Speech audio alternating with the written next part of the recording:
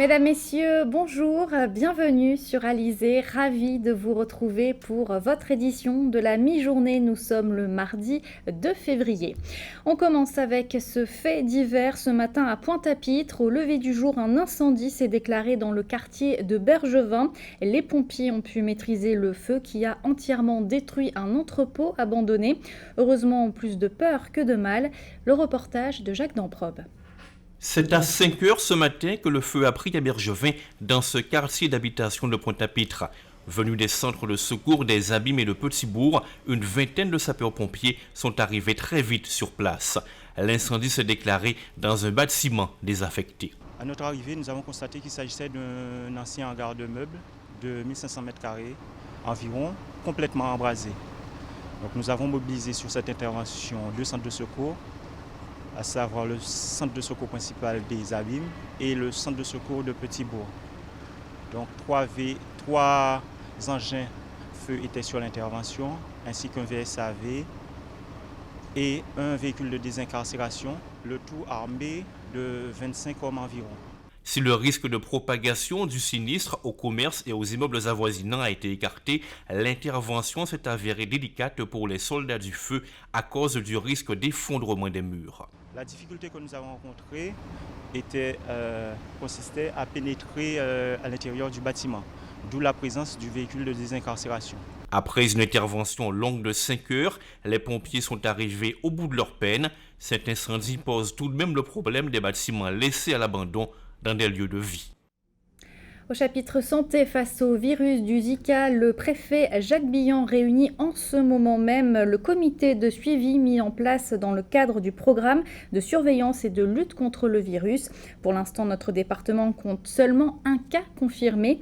Hier, l'OMS a déclenché une urgence de santé publique mondiale. Cette qualification de la maladie devrait accélérer l'action internationale contre le virus et la recherche scientifique.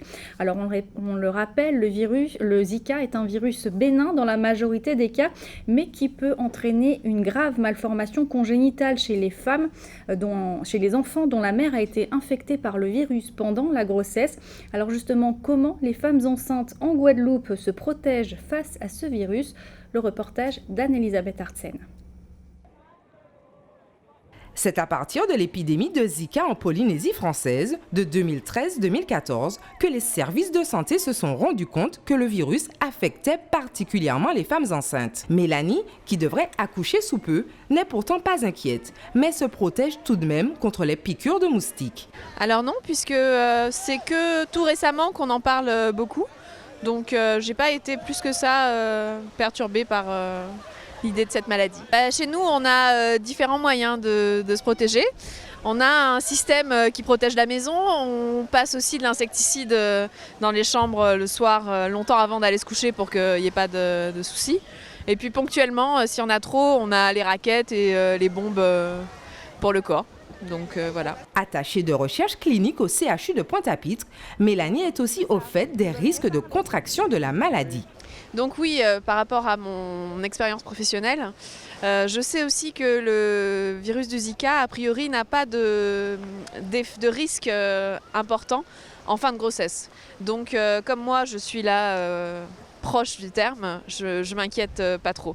Effectivement, si ça avait été pour le chikungunya, là j'aurais été assez inquiète parce que c'était dangereux essentiellement pendant les dernières semaines.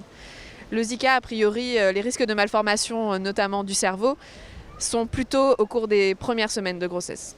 En attendant l'arrivée imminente du bébé, Mélanie et son conjoint profitent donc de ces dernières heures de grossesse au soleil et en toute sérénité.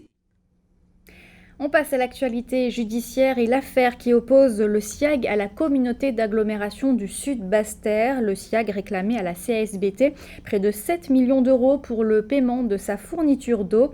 Le tribunal administratif a tranché et a donné raison au SIAG. La communauté du Sud Basse-Terre doit verser une provision de plus de 3 600 000 euros. Retour sur ce conflit avec Jacques Damprobe. C'était en septembre dernier, en pleine réunion de la communauté d'agglomération du Sud Basse-Terre. Lucette Michel-Chevry sortait de ses gonds dans un nouvel épisode de l'interminable feuilleton de l'eau. Par ses propos, la présidente de la CASBT signifiait son refus de payer les 6,9 millions réclamés par le syndicat intercommunal d'alimentation en eau et assainissement de Guadeloupe pour la fourniture de liquide vital. Demain, on dissout la communauté d'Aglo et je pars avec les captages de Goubert. Je pars avec les captages de Bouillante. Je fais n'importe quoi, les captages restent au sol. Des arguments réfutés par Laurent Bernier, le président du CIEG, mettait Lucette Pichot-Chevry devant ses responsabilités. Ah oui, mais voilà, Cap Esther. J'ai voulu tendre la main à la présidente de la CSBT en prolongeant l'année d'avant, en 2014, une convention avec elle. Ce que le moule a accepté pour le Nord Grande Terre. Elle l'a refusé. Nul ne peut se prévaloir de ses propres turpitudes. C'est à elle d'alimenter ses clients. Elle refuse de payer le SIAG. C'est elle qui refuse. Ce ne sont pas ses clients qui refusent de payer l'eau. C'est elle qui refuse de payer l'eau qui est consommée par ses propres clients. Les a-t-elle au moins facturés ? Dans le prochain numéro de l'hebdomadaire Le Courrier de Guadeloupe, Lucette Pichot-Chevry crie au complot. Au seuil de sa carrière politique, l'ex-présidente de région considère qu'on veut l'obliger à adhérer au syndicat unique de l'eau. Nul doute que l'affaire ne s'arrêtera pas là. On en vient à l'actualité dans notre grande région de la Caraïbe, direction ce midi la Dominique, le Brésil, et puis il s'agira également d'un record battu au Mexique. Voici la Minute Caraïbe. Dominique, le crime repousse l'investissement. Jeffrey Baptiste, le président de l'Association du commerce et de l'industrie de la Dominique, informe que l'augmentation de la criminalité sur l'île pourrait affecter les investissements étrangers. Il précise que la Dominique est un pays en plein développement avec la capacité d'attirer des investisseurs étrangers qui sont essentiels à la subsistance de son économie. Pour Jeffrey Baptiste, la criminalité est un problème de société qui exige une réponse sociétale et une réponse unifiée. Il ajoute que si aucune réponse n'est donnée, ce ne sera donc pas uniquement le monde des affaires qui sera impacté, mais l'ensemble de la Dominique qui souffrira de la montée de la criminalité. La directrice de l'Association du tourisme et des hôtels de la Dominique, le docteur Théodora Esprit, appuie les propos de son homologue de la DAIC et invite l'ensemble de la population dominicaise à se lever contre la criminalité galopante sur l'île pour le bien de l'ensemble du pays, pour que puisse régner un meilleur climat social pour conforter l'investissement économique. Brésil, plan de relance pour l'économie. Un seul mot d'ordre, éviter une 3e année consécutive de récession. Dilma Rousseff, la présidente du Brésil, a décidé de ressusciter le Conseil économique et social du pays, qu'elle n'avait pas réuni depuis plus d'1 an et demi. L'objectif clairement affiché est de relancer l'investissement dans des secteurs durement touchés par la crise, que sont ceux de la construction, des infrastructures et du logement. Parallèlement, il s'agira de raviver le crédit à la consommation grâce à des taux bonifiés. À cette fin, le gouvernement va mobiliser les banques publiques à travers de nouvelles lignes de crédit d'au moins 10 milliards d'euros. Ce coup de fouet au crédit contribuerait à freiner l'envolée du chômage après la suppression de plus d'1,5 million d'emplois l'an dernier. Le taux de chômage est de 8,4%, mais pourrait rapidement atteindre 10% en raison de la fermeture de nombreuses usines et de commerces. Ces mesures musclées plaisent à la gauche qui appelle à en finir avec l'austérité et à relancer l'économie. L'opposition est bien plus réservée, doutant de l'efficacité réelle de ces mesures. Mexique, un nouveau record battu. La destination mexicaine des Caraïbes a établi un nouveau palmarès de sa fréquentation touristique. En 2015, ce sont plus de 5 millions de visiteurs qui ont séjourné à Cancun contre 4,8 millions en 2014. Et même après une offre hôtelière gonflée de 700 nouvelles chambres en 2015, le taux d'occupation moyen atteint les 80%, de quoi faire rougir plusieurs autres destinations concurrentes. Le directeur général du bureau du tourisme de Cancun, Jesus Almaguer, se dit satisfait d'un tel record et remercie vivement les prestataires touristiques d'améliorer leur offre à chaque saison. Pour sa part, l'aéroport international de Cancun a récemment entrepris une expansion majeure de 2 de ses terminaux. Un autre projet d'expansion pour un 3e terminal est en cours de réalisation. La destination a également été stimulée par une augmentation du transport aérien avec l'arrivée de nouvelles compagnies aériennes comme Frontier, American et Vacation Express. Cancun est la plus grande destination touristique au Mexique et se trouve au coude à coude avec la République dominicaine comme destination touristique la plus importante de la Caraïbe. Retour en Guadeloupe, on va parler environnement avec cette étude de la Chambre de commerce et d'industrie des îles de Guadeloupe au sujet de l'impact des sargasses sur les entreprises de l'archipel. L'enquête a notamment permis de montrer qu'1 tiers des entreprises sondées ont été impactées par les algues brunes. Les précisions de Karine Gelman. Fermeture d'établissements, marins-pêcheurs au port, problèmes de santé, détérioration des matériels, l'impact des sargasses sur notre quotidien est omniprésent. Une étude mandatée auprès de la Chambre de commerce et de l'industrie des îles de la Guadeloupe a établi qu'au cours du premier semestre 2015, l'impact financier est de 4 900 000 € de chiffre d'affaires pour les 424 entreprises contactées. Parmi elles, un tiers sont affectés par les sargasses, les plus touchés, les restaurants. Je peux vous dire que ça nous nuit beaucoup. Ça fait plus de 5 ans les sargasses sont là. Et puis 5 ans, personne ne nous a demandé, mais écoutez, qu'est-ce qu'on peut faire pour vous ? Et pourtant, nous avons demandé de l'aide. Nous avons demandé à ce que nous soyons aidés parce que 80% de notre clientèle est partie. Parce que nous sommes sur si je ne m'abuse, sur un aire de passage où il y a la plage de Saint-Félix, la plage des Salines, la plage de Lance-Canot. Les marins-pêcheurs, eux, font face à la détérioration de leur matériel. Ça oxyde ? C'est de l'acide.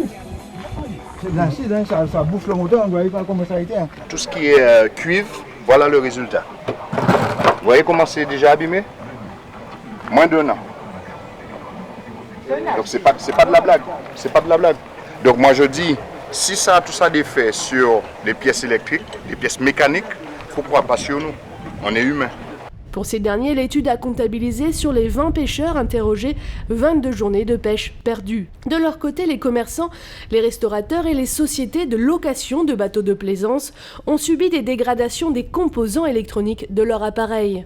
Principal point négatif de l'impact des sargasses, la fermeture temporaire de 12 restaurants, de 2 sociétés de plongée sous-marine, un gîte, un hôtel, dont 2 licenciements. Autre bémol, l'annulation des réservations dans l'hôtellerie. Cette étude a également permis de souligner que 16% des personnes enquêtées ont contracté une assurance afin de se prémunir contre les risques attachés à leur activité et que 8 chefs d'entreprise sur 10 ont déclaré n'avoir aucun contrat d'assurance.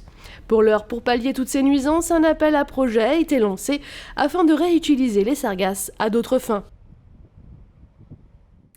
On en vient au sport. Notre département accueillera dans un mois le premier tour de la Coupe Davis de tennis. Ce premier tour se déroulera au Vélodrome Amédée de Thau à Baie-Mahault. La Fédération française de tennis a notamment fait appel à un consultant pour coordonner tous les travaux. Alors où en est-on ? On fait le point tout de suite avec Éric Pommier. Statistique. J'ai un gars qui travaille avec l'Internet. Là. Franck Desfonds est consultant pour la Fédération française de tennis et donc missionné toujours par cette même fédération pour porter son savoir technique pour ce qui est de la réalisation d'un aménagement d'un court central de tennis en plein cœur de Vélodrome. Un central qui accueillera le premier tour de la Coupe Davis du 4 au 6 mars prochain et donc pas droit à l'erreur car il faut être avant tout dans les temps. Tout est calculé au millimètre près sur un chantier qui n'est pas sans réserver quelques surprises, mais le technicien reste confiant, la finalisation est en bonne voie. Il avance bien, ouais, tout à fait. D'ailleurs, la qualité du travail qui est effectué est vraiment bien. D'ailleurs, vous le voyez, hein, vous avez pu filmer. Non, il y a des bonnes entreprises, donc il y a une bonne équipe. Il y a les approvisionnements, parce qu'un vélodrome, c'est complètement fermé. Donc effectivement, c'est une difficulté. C'est pour ça que vous avez derrière vous une belle grue pour pouvoir amener tous les approvisionnements. Après, vous avez le tunnel là-bas qui nous sert aussi. Mais on va trouver toutes les solutions. Enfin, comme je le disais, il y a des gens compétents. Le terrain est déjà délimité. La couche de gravat est en phase d'être terminée. L'évolution du chantier passe par un cahier des charges très précis. Beaucoup d'acteurs rentrent en jeu dans ce projet. Franck Desfonds joue le chef d'orchestre pour une parfaite symbiose entre les différents intervenants. Aboutir à un cours terminé, ça, on va y arriver, ça c'est pas une difficulté. Maintenant, se coordonner tous ensemble, c'est pas toujours évident, c'est pour ça que je viens tôt et c'est pour ça qu'on démine ensemble toutes les choses. Plus on se parle, plus c'est facile. Quant à la terre battue, seulement une petite partie sera acheminée dès demain vers le Vélodrome, mais elle sera simplement stockée, mais pas mise en œuvre avant le 15 février prochain. Seule priorité dans l'immédiat, finaliser tout le travail de la dalle du cours central. Information pratique à présent, on va faire le point sur vos coupures d'eau du jour à Petit-Bourg jusqu'en début d'après-midi. La distribution de l'eau potable sera perturbée en raison d'une baisse de pression. Et puis à Sainte-Anne et Saint-François, d'importants travaux sur le réseau sont effectués jusqu'à jeudi. La distribution de l'eau potable sera donc perturbée, retour à la normale donc jeudi en début de soirée. Avant de vous laisser, on va regarder ensemble la couleur du ciel pour cet après-midi en Guadeloupe. Alors le soleil sera au rendez-vous, mais il sera tout de même accompagné d'averses. Les températures, elles, seront comprises entre 25 et 28 degrés. C'était le journal de la rédaction. Merci de l'avoir suivi. Édition que vous pouvez bien sûr revoir sur notre site www.alizé.com. Dans quelques instants, votre rendez-vous sportif quotidien Minute Sport suivi du journal de TF1 et de Petits secrets entre voisins. Quant à moi, j'aurai grand plaisir à vous retrouver ce soir à 19h pour toute l'actualité locale et régionale. Bon appétit et très bon après-midi sur Alizé.